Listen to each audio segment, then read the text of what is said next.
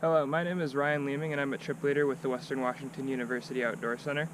And today we're going to be talking about hypothermia and staying warm in the backcountry. Staying warm can make or break an outdoor experience, and it is not always easy given the many temperature challenges outdoor recreation brings. The consequences of not staying warm should not be underestimated and avoided at all costs. And the ability to stay comfortable can turn something that would have been miserable into an experience you will never forget. The ability to stay warm, sleeping in snow caves, swimming in 40-degree water, and climbing mountains broadens your horizons and allows some amazing experiences that you will strive to replicate.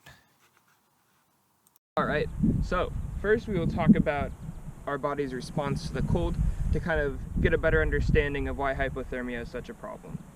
Vasoconstriction is the process your body uses to keep blood away from your extremities to kind of stop heat loss from your skin to the environment around you.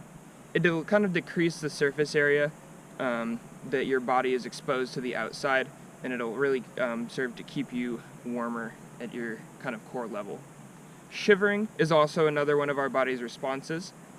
It is very energy intensive, but very effective at keeping you warm. Alright, so first we're going to talk about mild hypothermia and just a normal cold response.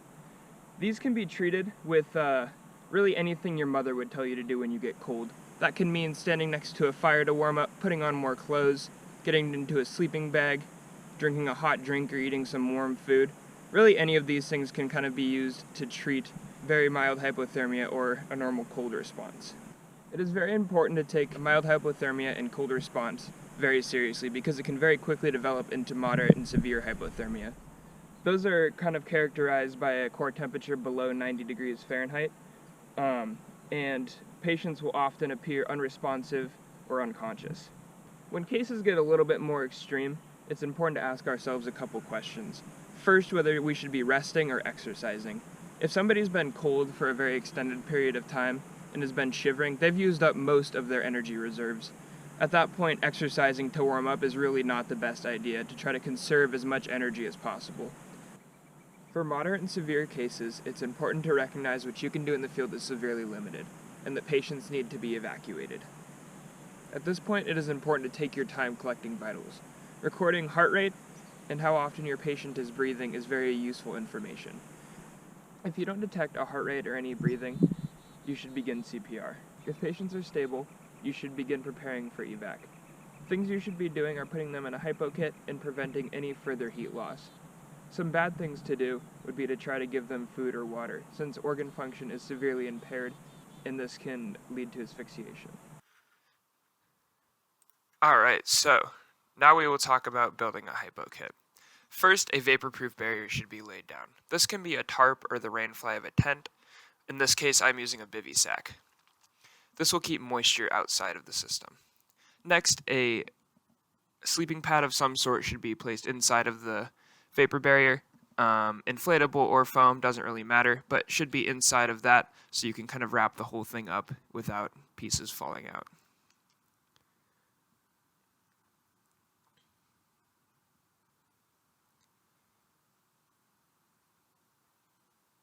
A minimum of 2 sleeping bags should be used.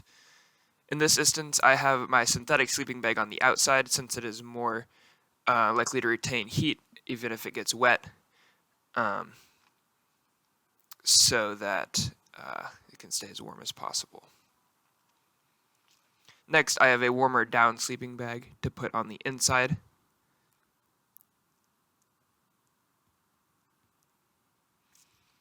And since sleeping bags don't really create their own heat, they really just kind of trap in and reflect heat that's already added to the system. A good thing to do would be to add some heat into it. Something that is very common is heating up some water and putting it in an Nalgene or in a hydro bladder of some sort and kind of putting that in between the 2 sleeping bags to kind of add some more heat to the system. Next, you want to zip the whole thing up and kind of just add your patient right inside.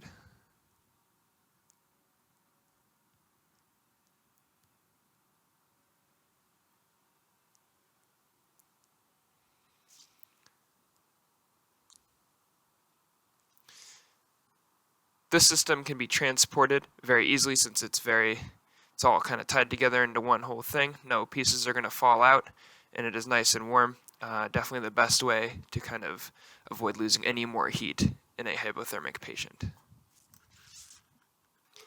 Adding some friends, furry or otherwise, is also not a bad way to add some more heat to your system. Next, we're going to talk about how to not get cold so that hypothermia doesn't ruin any of your trips into the backcountry. Number 1. The best way to stay warm is to not get cold. This may sound obvious, but your body has a much easier time keeping you warm than warming you up. A little bit of vigilance and forethought can go a long way in doing this.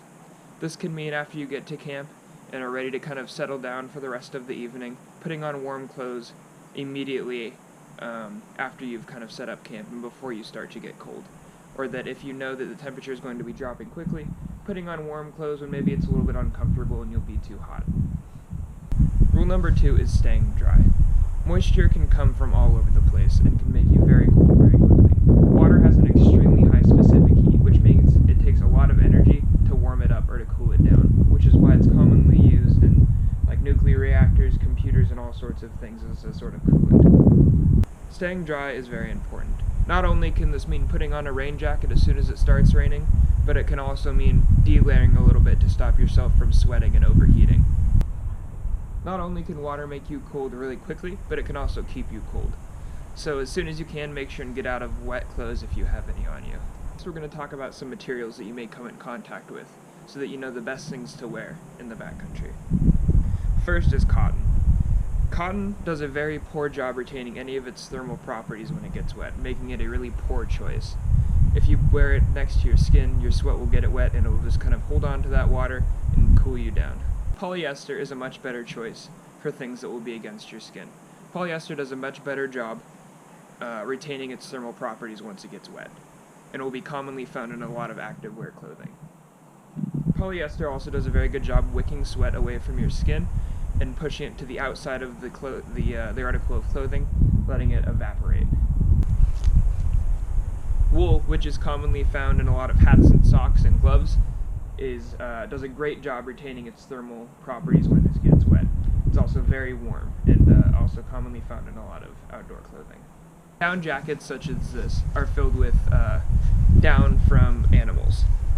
Down is very, very warm and very compactable and an excellent choice for a lot of activities. However, it is good to recognize that down does lose most of its thermal properties when it gets wet. So, if you're going to bring down into the backcountry, make sure you keep it dry. Another option as a good substitute for down is stuff that is synthetically filled. This doesn't do quite as a good job of packing down and getting into a really small ball, but it does retain its thermal properties much better than down does. Another great option. Rain jackets and shells are often made out of some material such as Gore-Tex that is completely waterproof but also very breathable. If everybody just wanted to stay completely waterproof, everybody would be wearing rubber suits everywhere, which would not be the best option because it doesn't really breathe well, which means that there's no moisture that is kind of let out of the article of clothing.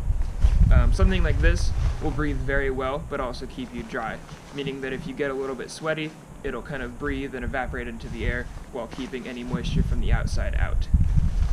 Neoprene, which is commonly found in wetsuits, is a great option for completely water-based activities where you know you will be getting wet and staying wet. Neoprene doesn't really keep you dry. In fact, it kind of uses the high specific heat of water in your advantage. Neoprene works by trapping a thin layer of water in between your skin and the material, allowing that same layer of water to stay there and warm up, then kind of acting as an insulator for you. Neoprene can come in all thicknesses, and as itself is very warm but also very heavy and only should be worn in completely like water. Alright, and finally we're going to talk about some good tips and tricks that I've kind of learned over my time here exploring the outdoors. One good thing to always keep in mind is that layering is the best way to stay warm. It makes it very easy to put on or take off layers if it gets too hot or gets too cold. Developing a good layering system is something that everybody kind of does themselves, but everybody knows what works for them, and kind of knowing that is very good and important in being able to stay warm and dry and comfortable. Typically you will have a base layer which will kind of serve to wick sweat away from your skin and let it evaporate on the outside. This will be generally made out of a really light merino wool or polyester. After that, you will have a mid-weight layer, which could be anything from a fleece to a down jacket or a synthetic filled jacket. Depending on what activity you'll be doing, this could be something that's warmer or colder or more or less waterproof. And then finally, on the outside, you will have some sort of shell, which can be taken on or taken off depending on if it's windy or rainy. Alright, and finally, last few couple tricks here. First, I always keep a pair of sacred socks in my sleeping bag. These go on my feet when I go to bed at night and back in my sleeping bag as soon as I get up in the morning. This kind of makes sure that I will always have a dry pair of socks to put on at night. These socks never go on hikes or come out of the sleeping bag. Having dry socks to look forward to every night is definitely a good way to stay warm and also very comfortable. Having cold feet at night is not fun. It's also very important to sleep with clothes on if you're going to be cold, but make sure and take all of your stuff that might be wet off and just kind of set that to the side. There's kind of a weird myth that sleeping with less clothes on is warmer. That's not true. Also, you can always add in that warm Nalgene as a way of staying warm too. Just kind of throw it out at the bottom of your sleeping bag. Great for keeping your feet warm. Something else you might be tempted to do as well if it's very cold is to kind of zip up your sleeping bag completely, pull that thing over your head, and just kind of turn around and be completely enclosed in it. Humans exhale a ton of water every night. If you do that, you could wake up with a ton of water just inside, condensating, not fun. So make sure you kind of leave some space for your face to be exposed to the outside, just to kind of let you exhale. Alright, well, that just about wraps everything up. I hope everybody enjoyed themselves or learned something new.